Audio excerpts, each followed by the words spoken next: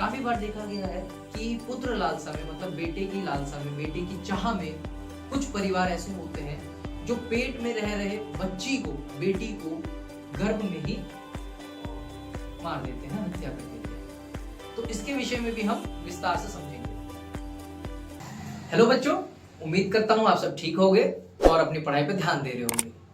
बच्चों, आज हम कक्षा 10वीं के विज्ञान अध्याय 7 जीव जनन कैसे करते हैं के विषय में जानेंगे। बच्चों, ये जो अध्याय है ये खुद में एक प्रश्न है। आप अगर देखेंगे तो इस अध्याय की जो हेडिंग है, जो शीर्षक है, वो पूछता है जीव जनन कैसे करते हैं। इसी प्रश्न का हम उत्तर जानेंगे एक अध्याय के माध्यम से। बच्चों, सबसे पहले हम उस अध्याय के बारे में जान लेते हैं कि इसमें हमें क्या क्या पढ़ना है। जैसे सबसे पहले जनन परिचय, जनन का परिचय जानेंगे कि जनन क्या है। उसके बाद हम जानेंगे जनन के प्रकार, जनन कितने प्रकार के होते हैं। जैसे कि बच्चों हम सब पिछली कक्षाओं से पढ़ते हुए आ रहे हैं, आप पहले से जानते हैं कि जनन 2 प्रकार का होता है। एक होता है लैंगिक जनन और एक होता है अलैंगिक जनन। इसी चीज को विस्तार में समझेंगे। उसके पहले हम समझ लेते हैं पुष्प पादपों में लैंगिक जनन और मानव में जनन। मानव में जो जनन है वो नर जनन तंत्र एवं मादा जनन तंत्र से संपूर्ण होता है। उसके बाद हम जानेंगे जनन स्वास्थ्य, गर्भ निरोधक उपाय और भ्रूण हत्या।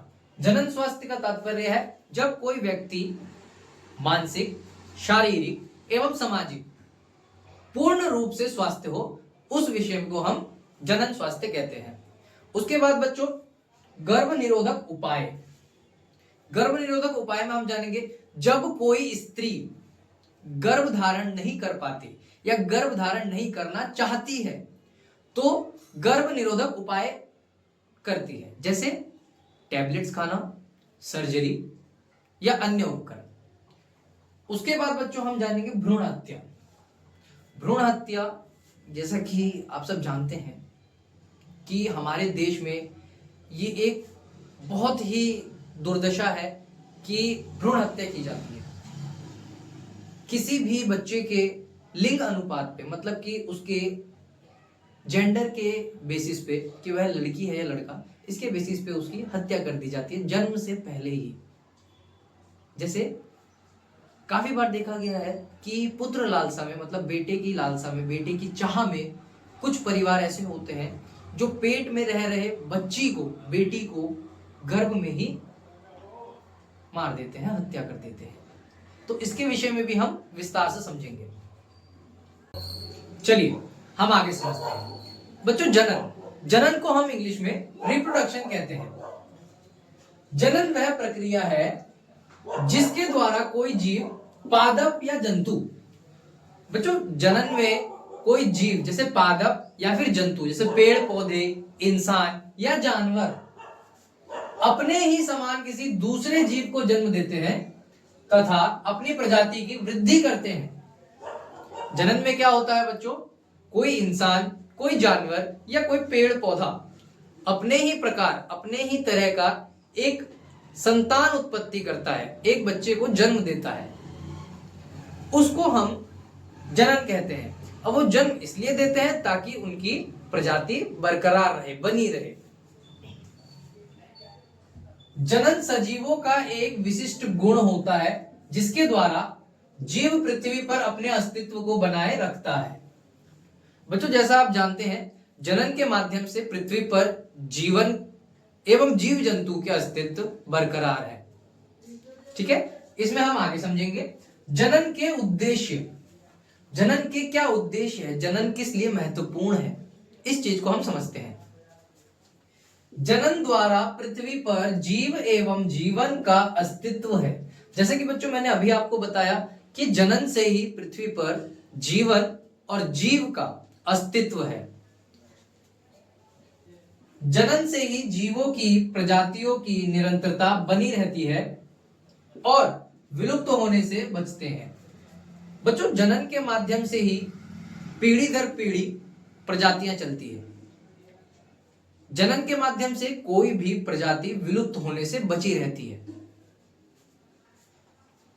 जनन के द्वारा ही जीवों के लक्षण एवं विभिन्नताएं एक पीढ़ी से दूसरी पीढ़ी में पहुंचते हैं तथा जीव का विकास होता है।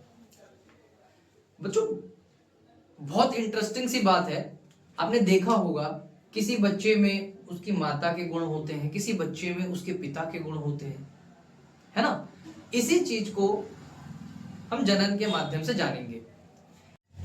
आगे हम समझेंगे जनन के उद्देश्य, जनन किस लिए महत्वपूर्ण है, इस चीज को हम समझते हैं। पहला टॉपिक, जनन द्वारा पृथ्वी पर जीव एवं जीवन का अस्तित्व है। जीव एवं जीवन का अस्तित्व का तात्पर्य है कि जनन से ही हमारी पृथ्वी पर जीव जंतु और पादप हमारे अस्तित्व में रहते हैं, मतलब जिनके बारे में हम जानते हैं। सेकेंड लाइन में बोला गया है जनन से ही जीवों की प्रजातियों की निरंतरता बनी रहती है, वह विलुप्त होने से बचते हैं। बहुत छोटे से एक वर्ड में समझाऊंगा, अगर जनन की प्रक्रिया ना हो तो पृथ्वी पर ना जीव जंतु बचेंगे और ना ही पादप। अगला लाइन में बताया गया है जनन द्वारा ही जीवों के लक्षण एवं विभिन्नताएं एक पीढ़ी से दूसरी पीढ़ी में पहुंचते हैं तथा जीव का विकास होता है।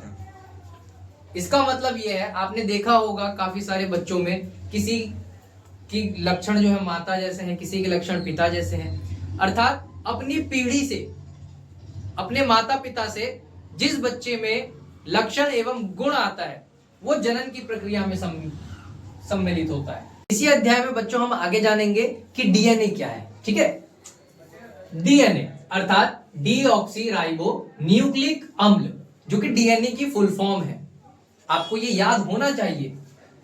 आगे हम समझेंगे जनन जीवों का अस्तित्व बनाए रखते हैं, जनन की घटना वास्तव में डीएनए पर निर्भर है। बच्चों मैंने अभी आपको समझाया कि जो जनन है वो जंतुओं का, जीवों का एवं पादपों का अस्तित्व बनाए रखते हैं, और जो जनन की घटना है वो वास्तव में डीएनए पर निर्भर करती है। जो डीएनए है उसी से जनन की घटना संपूर्ण होती है। आगे हम समझेंगे किसी भी जीव के शरीर की संपूर्ण सूचनाएं कोड के रूप में संचित रहती है। कहने का मतलब यह है कि डीएनए में किसी भी जीव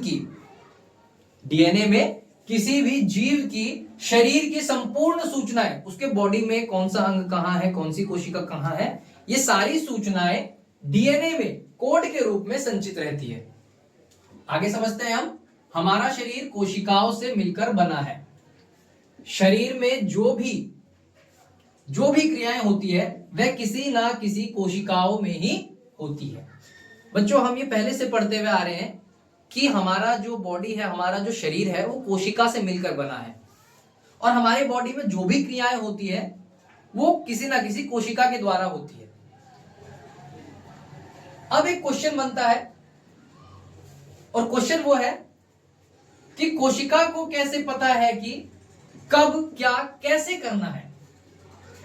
एक बहुत मीनिंगफुल क्वेश्चन है कि कोशिका को कैसे पता चलता है कि कब क्या और कैसे करना है। तो इसका आंसर बच्चों आगे दिया गया है, कोशिका को यह जानकारी उसके केंद्रक में पाए जाने वाले गुणसूत्रों में उपस्थित डीएनए के द्वारा प्राप्त होती है, और डीएनए सूचनाओं का भंडार है। बच्चों मैंने आपको पहले बताया था कि कोशिका, मान लो एक हम एग्जांपल ले लेते हैं, हमारी ये कोशिका है और कोशिका के बीच में केंद्रक है। ठीक है, इस केंद्रक में डीएनए मतलब डीऑक्सी राइबो न्यूक्लिक अम्ल पाया जाता है, और इसी डीएनए में गुणसूत्र उपस्थित होते हैं। ठीक है, आगे समझते हैं डीएनए प्रतिकृति। डीएनए प्रतिकृति क्या है बच्चों, हम ये समझेंगे। डीएनए के द्वारा अपने समान नया डीएनए बनाने की प्रक्रिया को डीएनए प्रतिकृति कहते हैं।